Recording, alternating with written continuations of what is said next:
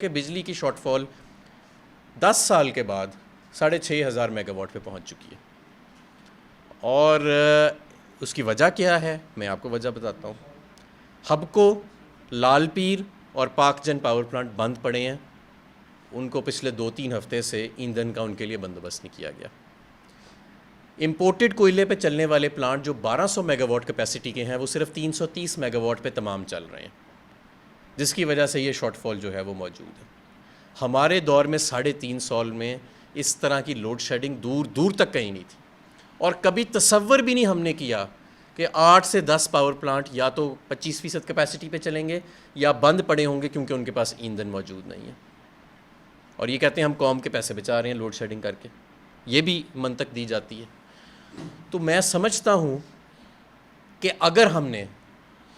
اس حکومت سے جلدی جان نہ چھڑائی تو یہ جس طرح کی لوڈ شیڈنگ اگلے مہینوں میں آنے والی ہے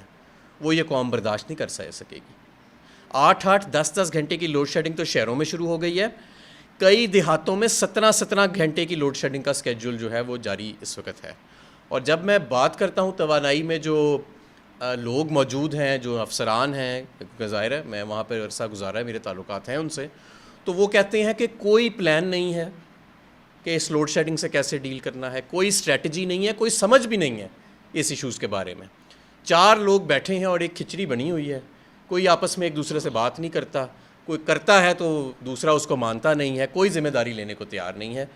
اور وہ ہماری حکومت جہاں پہ ہم بجلی کی کھپت کو بڑھانے کے لیے انڈسٹریل پیکیجز دیتے تھے، ونٹر سیزنل پیکیج دیتے تھے کہ پچھلے سال سے بجلی کی کھپت زیادہ بڑھے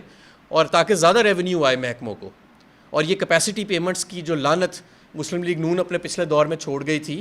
اس کا امپیکٹ ہم کم کریں،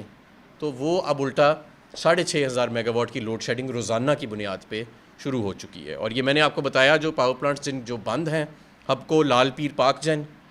اور پورٹ قاسم، اور دوسرے جو پاور پلانٹس ہیں امپورٹڈ کول والے جو 1200 میگا واٹ پہ جنہیں چلنا چاہیے،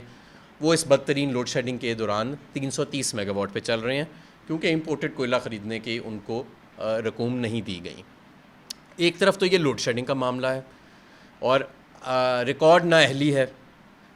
دوسری طرف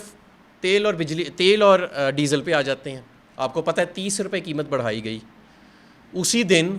اسے چند روز پہلے انڈیا میں 25 روپے قیمت کم کی گئی۔ کیوں؟ کیونکہ وہ روس سے تیل لے رہے تھے۔ میرے ذرائع کے مطابق پچھلے ہفتے پہلی مرتبہ اس امپورٹڈ حکومت نے، جب ہم نے بار بار کہا تو اپوزیشن کے پریشر میں آ کے پہلا رابطہ روس کے ساتھ انہوں نے کیا ہے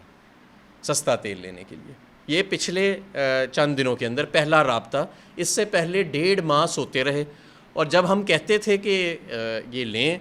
تو کہتے تھے جی کوئی چیز ہی ایسی نہیں، جہاں میں معاملات چھوڑ کے گیا تھا وہیں کے وہیں کھڑے رہے، اور اب 1.5 ماہ کے بعد دوبارہ صفر سے شروع ہو گئے، اور وہ بھی ایک بڑی ہاف ہارٹڈ سی اٹیمپٹ کی ہے، ڈرتے ڈرتے کی ہے، شاید پوچھ کے کی ہو، اپنے جو بیرونی ان کے آقا ہیں اس سے اجازت لی ہو۔ تو اب میں آپ کو یہ بھی بتاتا ہوں کہ 3.5 کروڑ بیرل انڈیا اپریل سے لے کے اب تک سستا تیل خرید چکا ہے اور تقریباً 1.5 سے 2 ارب ڈالر بچا بھی چکا ہے۔ سری لنکا اپنا معاشی بحران ختم کرنے کے لیے روس سے سستا تیل کے کارگوز آرڈر کر چکا ہے، لیکن پاکستان میں جو حکمران بیٹھے ہیں، جو صرف مسلط ہوئے ہیں، جو صرف چیری بلاسم انہوں نے یہاں پہ ہی نہیں کیا، بیرونی ملکوں میں بھی چیری بلاسم کی خدمات انجام دی ہیں، تو ان کی ابھی تک جرت صرف یہ ہوئی ہے کہ چند روز پہلے، وہ بھی جب عمران خان صاحب نے کہا اور اپوزیشن نے بہت کہا، تو چند روز پہلے ڈرتے ڈرتے پہلا رابطہ کیا ہے روس سے۔ تو چلیں امید کرتے ہیں کہ وہ تھوڑی اور ہمت پیدا کریں گے اور اب اس رابطے کو رابطہ ہی نہیں رہنے دیں گے، بلکہ سستا تیل خریدیں گے اور لوگوں کے لیے قیمت کم کریں گے، کیونکہ اگر انہوں نے قیمت کم نہ کی اور اسی طرح یہ مہنگا تیل خریدتے رہے، اور اسی طرح جس طرح 22 روپیہ ہمارا کمزور ہو چکا ہے پچھلے 45 دنوں میں، تو 30 سے 40 روپے ڈیزل کی قیمت انہیں اور بڑھانی پڑے گی آئندہ چند دنوں کے اندر، اگر انہوں نے روس سے معاملات جلدی طے نہ کیے۔